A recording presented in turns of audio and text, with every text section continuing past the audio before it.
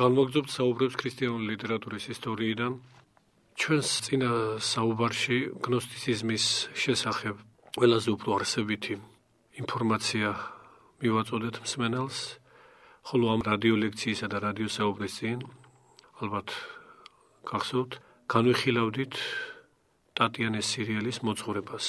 ტატიანეს სირიელისაც, რომელმაც პირველი სულიერი ნაბიჯები ჭეშმარიტების ძიების გზაზე დიდი გულწრფელობითა და საღვთო მოშურნეობით გადადგა, მაგრამ შემდგომ უკიდურობისაგან სწრაფველმა ფანატიკურმა მარცვალმა თანდათანობით იმძლავრა მასში და ბოლოს იგი გაუკუღმართდა.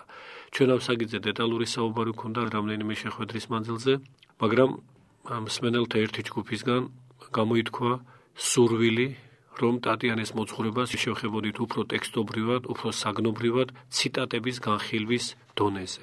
ამიტომ ჩვენც ვეხმიანებით ამ აზრს, ამგვარ სურვილს ჩვენდამი გამოთქმულს და შევეცდებით, რომ შეძლების დაგვარად დეტალური ანალიზით უკვე უშუალოდ ტატიანესეული შრომის, ჩვენამდე მოღწეული აპოლოგეტური შრომის ცალკეული მონაკვეთებისა, აი ამ მონაკვეთების დეტალური ანალიზით, უფრო ხელშესახები და მისაწვდომი გავხადოთ მსმენელისათვის გარკვეული ღირსეული საღვთისმეტყველო სწავლებანი და მათ გვერდით არაერთი და არაიშვიათი გაუკუღმართება დოგმატური, ზოგადად საღვთისმეტყველო, ეგზეგეტური, ყველაზე უფრო ფართოდ ქრისტიანული მართლმადიდებლური მოძღვრების თვალსაჩინოდან.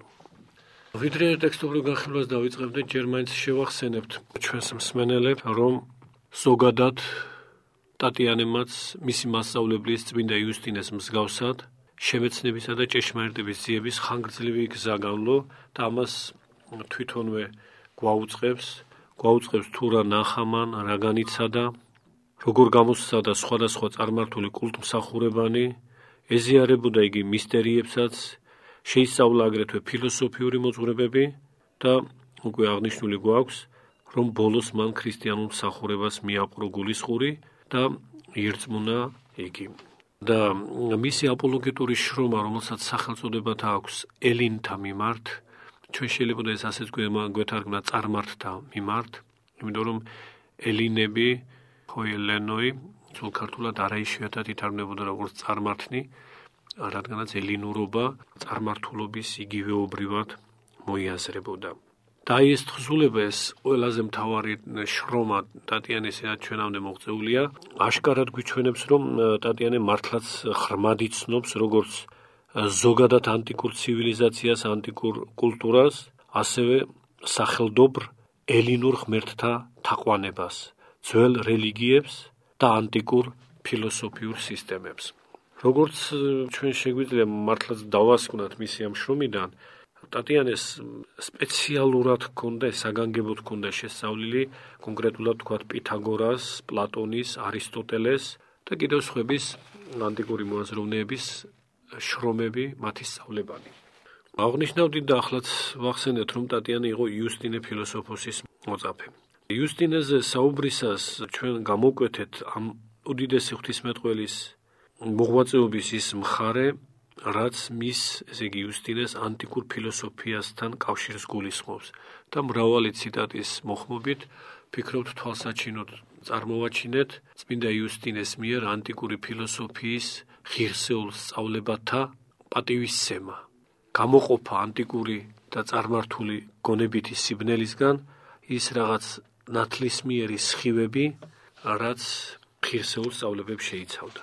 და აღნიშნავდით იმასაც, რომ საპირისპიროდ იუსტინესა და საპირისპიროდ ზოგადად ყველა ჩვენთვის ცნობილი საეკლესიო მოძღვრისა, მართლმადიდებელი მოძღვრისა, ტატიანე უაღრესად მკვეთრად გამოხატავდა თავის დაპირისპირებას ანტიკურობისადმი. ეს უკიდურესი სიმკვეთრე ჩვენ ფანატიზმად შევაფასეთ და ჭეშმარიტად ასეც არის, რამაც აი ამ ფანატიზმას შემდეგ უკვე საკუთრივ ეკლესიურ მოძღვრებაში იჩინა თავი, როდესაც ტატიანემ ზედიზედ რამდენიმე მკვეთრად უარყოფითი მკრეხელობის დონემდე ასული ცდომილება დაუშვა, როდესაც ვთქვათ ხორცი როგორც ბოროტების წყარო ასე შერაცხა საჭმელთა შორის, როდესაც ღვინო როგორც ბოროტების წყარო ასევე შერაცხა და ზიარებიდან მისი ამოღება მოითხოვა, როდესაც ქორწინებაც ბოროტების სათავედ წარმოაჩინა. ამიტომ მიიჩნევა, რომ ის სექტა, რომელიც ენკრატიტების სექტის სახელს ატარებს, სწორედ ტატიანესგან უნდა იყოს თუ ჩანასახოვნად დაფუძნებული არა, გამყარებული მაინც. Იმიტომ რომ ენკრატიტები, როგორც ცნობილია, სწორედ ამგვარადვე ტატიანეს გავსად კრძალავდნენ ქორწინებასა და ხორცს და ღვინოს და მის ნაცვლად ზიარების საიდუმლოს ახსულებისას წყლით სარგებლობდნენ. ამიტომ ეწოდათ მათ აკვარიელები. და სწორედ აკვარიელები ეწოდებოდათ ტატიანეს მიმდევრებსაც, რითაც ეს ენკრატიტებისა და აკვარიელების ტატიანესთან კავშირი სრულიად თვალსაჩინო ხდება. ჩვენ ვფიქრობთ, ერთი შენიშვნის გაკეთება მაინც გვმართებს, რომ სექტა ენკრატიტებისა, ენკრატიტები როგორც სექტის სახელწოდება, მკვეთრად უნდა გავმიჯნოთ საკუთრივ სიტყვისგან ენკრატისი, რაც ძველ ქართულშიც შემოსული სიტყვა და არაიშვიათად გვხვდება და რაც საეკლესიო ასკეტური შინაარსით ასკეტს გულისხმობს, მოღვაწეს, განდეგილს ყველაზე უფრო ხშირად მონაზონს. ესე იგი, ეს ზოგადი და ჩვეულებრივი მნიშვნელობა სიტყვისა ენკრატისი არ უნდა გავუიგიოთ ტერმინს ენკრატიტები, რაც სექტის აღმნიშვნელია ზემორე შინაარსით. ამ სექტაზე ჩვენ მაგალითად გვაუწყებს წმინდა ირინეოს ლიონელი მეორე საუკუნის მიწურულში, როდესაც ამბობს: ეგრეთ წოდებული ენკრატისები ქადაგებენ უქორწინებლობას. ეგრეთ წოდებულს ირინეოსი ამბობს, იმიტომ რომ კვლავ აღნიშნავთ, ენკრატისი თავისთავად როგორც ბერძნული ტერმინი, ქართულად რომ თარგმნოთ, თავშეზღუდული, თავშეკავებული, თავისთავად უაღრესად ღირსეული ტერმინია და ყველა ჭეშმარიტი ქრისტიანი აუცილებლად ენკრატისია, რომ თავშეკავებულია, ზომიერია, ვნებათა წინააღმდეგ მებრძოლია. მაგრამ საკუთრივ სექტობრივი გაგებით ეს სახელწოდება სწორედ იმ პირებმა დაისაკუთრეს, რომლებიც ქორწინებას როგორც ბოროტებას ისე რაცხდნენ და უარყოფდნენ მას. ამიტომ ამბობს ტატიანე, რომ ისინი ნამდვილი ენკრატისები, ანუ ნამდვილი თავშეკავებული, ნამდვილი მარხველი, ნამდვილი ასკეტები კი არ არიან. ეგრეთ წოდებული ენკრატისები, იმიტომ თვითონ განიკუთვნეს ეს სახელი. ენკრატისი და ენკრატიტი აბსოლუტურად ერთი და იგივე ტერმინია, ხან ერთი შეიძლება შეხვდეს, ხან მეორე. ამავე სექტას გულისხმობს აგრეთვე მეოთხე საუკუნის უდიდესი მეუდაბნოე წმინდა მაკარი დიდი და იგი ამ სექტის, ენკრატიტების სექტის მამამთავრად ჩვენს მიერ ადრეხსენებულ გნოსტიკოსს დოსითეოზს წარმოგვიდგენს და გვაწვდის კიდეც მის შესახებ ცნობას. მაგარი კერძოდ ამბობს: ენკრატიტები არათუ ქრისტიანები არიან, არამედ განუდგებიან სახარებისეულ სარწმუნოებას.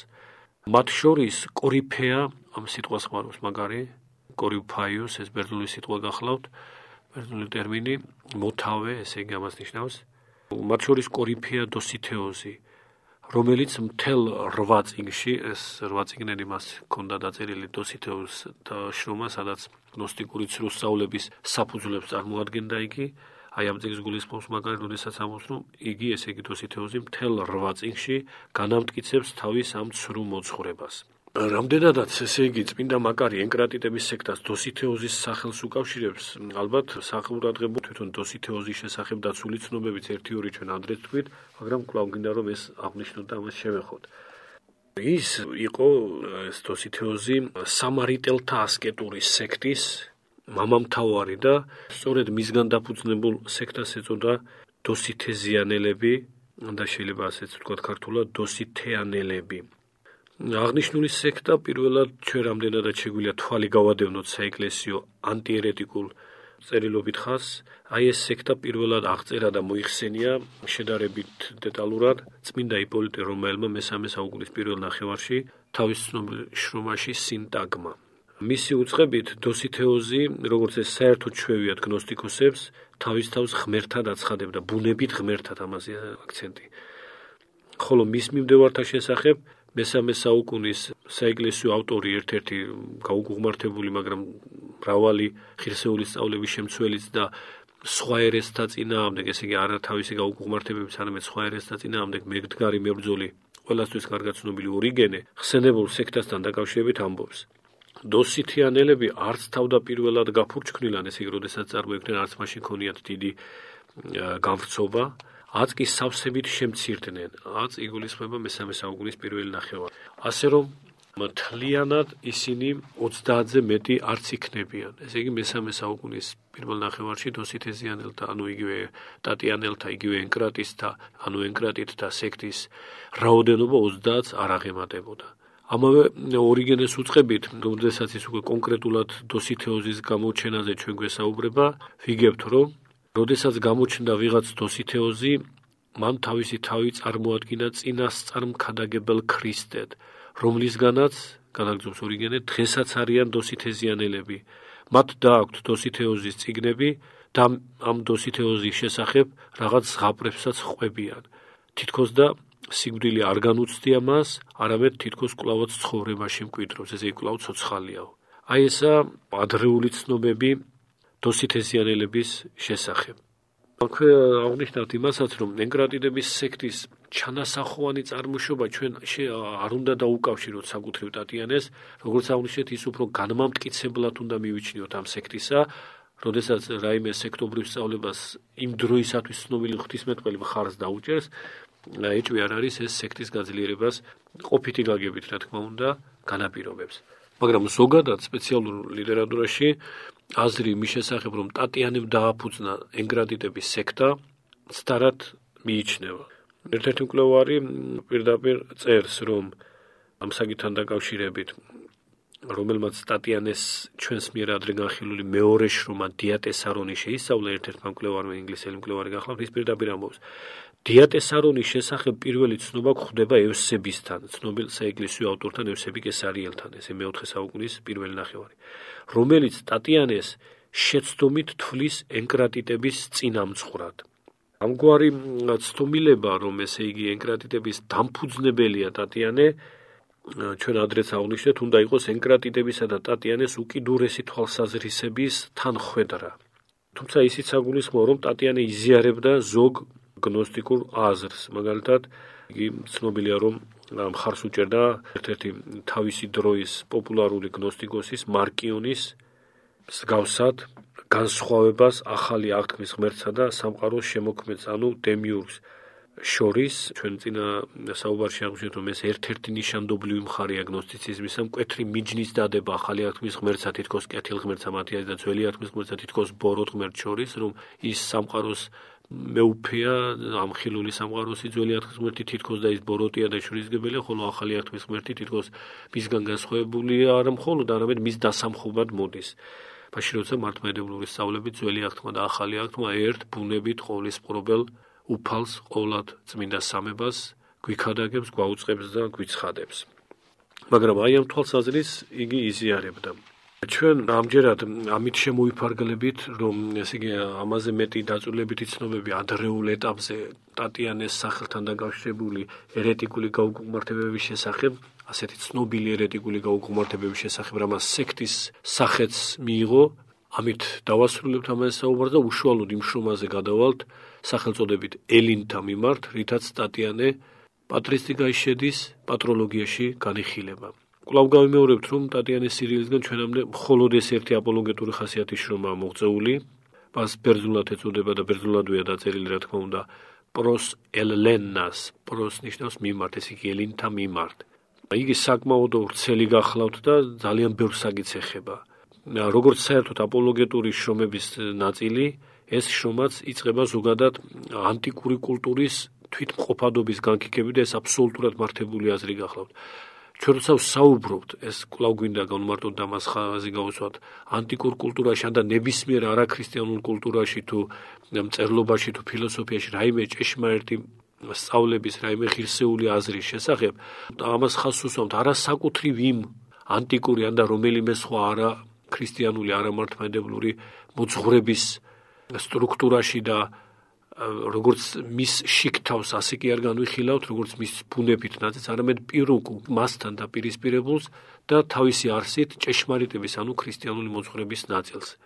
თავისთავადი მნიშვნელობა არც ანტიკურ კულტურას აქვს, არც ერთ სხვა არაქრისტიანულ კულტურას, ანუ იგი არის ბერწი, როგორც ეს ძველი აღთქმის მოსესთან დაკავშირებულ თხრობაში ფარაონის ასულის სახით სიმბოლურად წარმოჩნდა და ეს ჩვენ განგვიმართა დიდმა ღვთისმეტყველმა წმინდა გრიგოლ ნოსელმა, რომელმაც დაწერა მოსეს ცხოვრება, მისი განმარტებით ეს ფარაონის ასული, რომელმაც იშვილა მოსე და რომელიც ბერწი იყო, ანტიკური კულტურის სიმბოლოა და ანტიკური კულტურა თავისთავად არის ბრმა ტოტი, რომელიც თავისთავად თავისი თავისთვის ვერავით არ ნაყოფს ვერ იძლევა, იგი შეიძლება მხოლოდ გამოყენებითი იყოს დიდი ჭეშმარიტების მსახურად გარკვეული აზრით, რითაც ეს ანტიკური კულტურა მოხმობილი შეიძლება იქნეს, კერძოდ თუნდაც ტერმინოლოგიური მიღწევების მხრივ, ზოგიერთი ფილოსოფიური არგუმენტირებული თვალსაზრისის მიხედვით, აი ასეთი მხრივ მეორე ხარისხოვნად მსახურის როლში, როგორც საზოგადოდ მოგვიანებით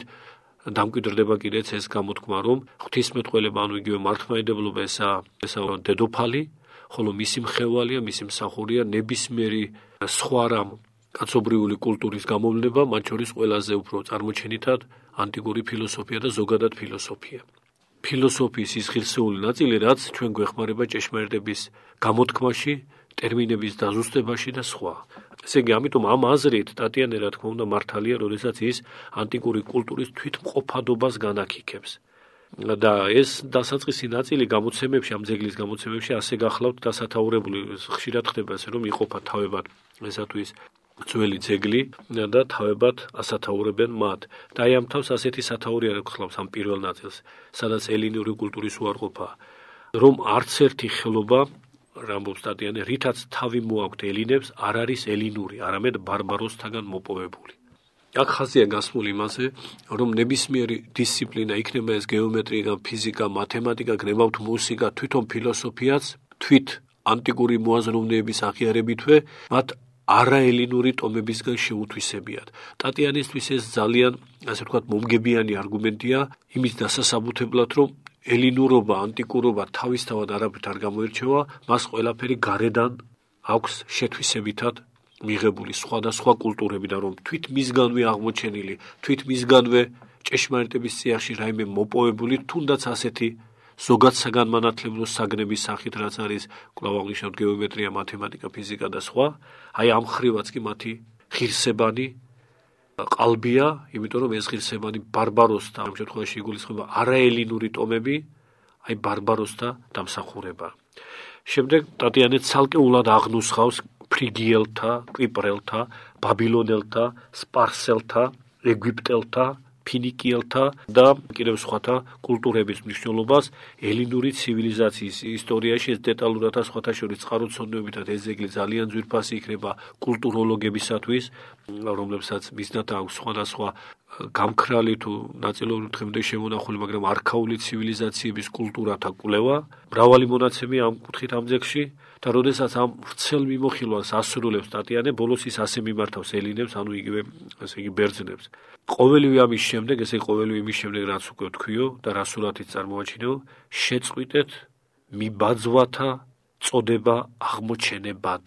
ეს სხვათა შორის ძალიან ბრძნული შენიშვნაა, ბრძნული აზრია კაცობრიობის ისტორიის მრავალ მონაკვეთზე.